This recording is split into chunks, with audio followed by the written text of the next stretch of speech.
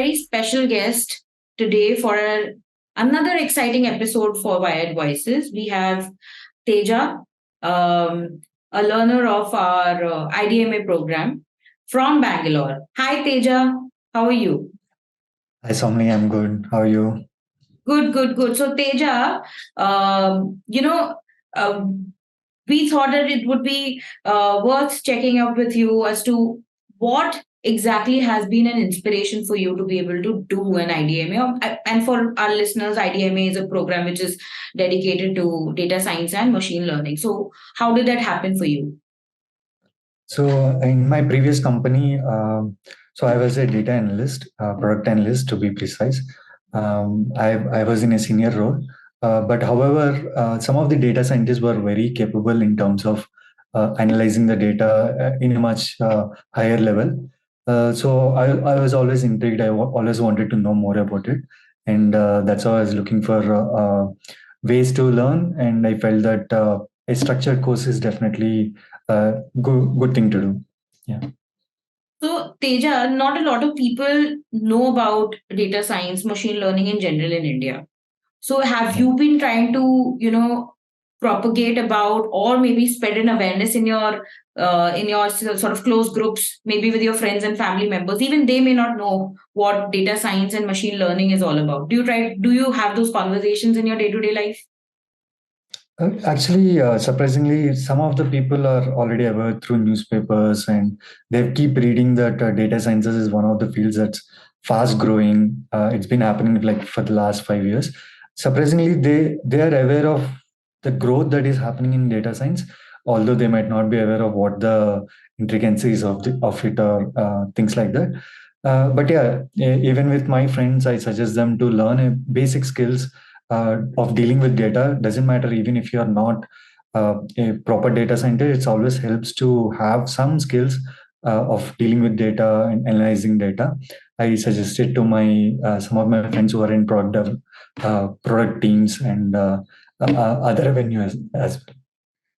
So, school, how was school typically for you? Were you always sort of inclined towards science and maybe math and playing around with data in general, or was it a very different scenario for you back then in school? Definitely. I was always interested in maths. My mom comes from a background with strong maths, so she did her PG in maths as well. So I was always so she taught me. She made me interested in maths indirectly by giving small puzzles and things like that.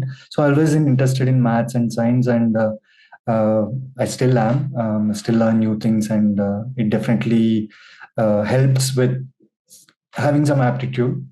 Yeah.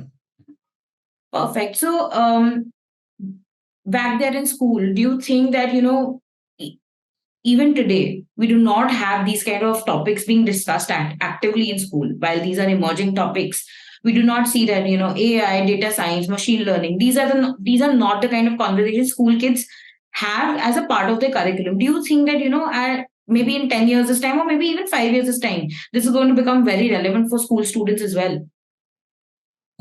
Definitely, at some point, they will keep hearing about AI. So it's already happening right now.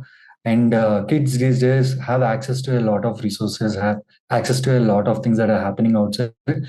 So they'll definitely come across the terms AI, terms machine learning for sure, in some way or the other. And it's important for schools and colleges to have at least an overview of what is happening and uh, what is the power that it can give to individuals if they get to learn some of these tools. I think slowly or steadily, uh, at least I'm hoping that they'll at least give an overview of things, even if they don't delve deep into it. So, with having talked about data and data mining and managing data, organizations today have like insane amount of data consolidated. So, do you think that companies should focus on creating like very specific data teams data management teams, because even today, while companies have a lot of data sets, they do not typically put in dedicated resources. And this may not be specific to only organizations that are working in and out of AI or maybe managing big data sets, but smaller organizations, even startups today, have a lot of data to sort of manage. Yeah, it's almost as much as development is important these days. Data has also become very relevant, mainly because it cut shorts on the uh, efforts that you're putting in. For example, you can prioritize the resources that you have uh, on a specific task based on the data insights that you get. So that, especially for startups, it's a boon because they themselves have very little resources and they need to spend those resources. I mean, when I say resources, not just money but also time and the people that are working on it. So efficiency becomes key in startups, and I think almost all the startups these days are setting up data because they realize how important it is, and that's actually yeah true for most of these startups, I think. So, Teja, I typically ask this question to a lot of young learners like you who are um, pivoting to new age concepts, emerging technology.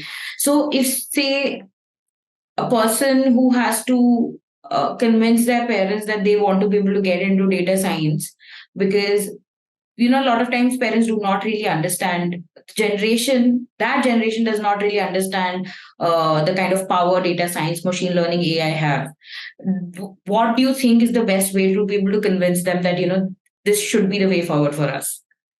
So I think uh, new trends emerge once in a while. For example, in the 90s, there were computers, and a lot of people back then who haven't taken computers as one of the main skills might have regretted later on, saying that maybe I should have done it, because some of their friends picked up computers. They've done brilliant things because these are cutting edge technologies, and whenever a cutting edge technology uh, comes into focus, uh, very few people tend to pick it up because it's new, and there is a little thing called comfort zone, and they don't want to get out of it. I understand everybody has that, but those who do will reap a lot of benefits, mainly because a lot less people know about it, a lot less people are focusing on it because it's new.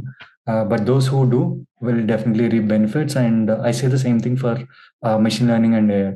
It's the trend has started happening just 10 years back, and only in the last few years, 1 2 years, with technologies like ChatGPT and few other tools, it really has come into the focus. And I suggest that this is the best time to get into it and learn new things. And trust me, anything new, it will feel like there will be some ickiness in terms of whether I'll be able to learn it. It's new. It's something strange to me. But trust me, when you have good guidance and when you have a structured program, it makes your life a lot more easier. And I definitely suggest the same thing, especially for people who don't have um, too much of interactions with people in the industry. For example, if your friends already are in AI and ML, that's a different story. But Yeah. if you don't have, then definitely a structured program will cut short your learning quite a bit. Perfect. So, Teja, one message that you would send out to people who want to upskill but are still some way or the other apprehensive about upskilling on the go. So, any message for them? I think make a leap, and especially in these days, upskilling is important, and to say important is like an understatement. So things are changing quite fast, and upskilling is one of the things that you will be doing constantly throughout your life. Your parents, probably in the previous generation, you learn one skill and that was good enough for the rest of life. That's not the case now, and also it's new, it's fun, and people don't just want to get only money out of the job, but it's also about the satisfaction and learning new things. you spend 1/3 of your life in doing some kind of a work, and make the best use of it and learn new things, because you'll enjoy it much better. You will feel much more powerful when dealing with your work. And yeah, take the leap and be consistent with following some program, and you'll definitely see some results. So thank you, Teja. That was a wonderful message for our listeners, and thank you for joining us today. It is always lovely to go back to our learners who are sort of in the phase of life where they have understood the importance of upskilling and are sort of gunning for the end goals. So thank you, Teja. And for our listeners, we will come back with another exciting episode of Wired Voices next week. Thanks, Teja. See you again. Thank you so much. See you.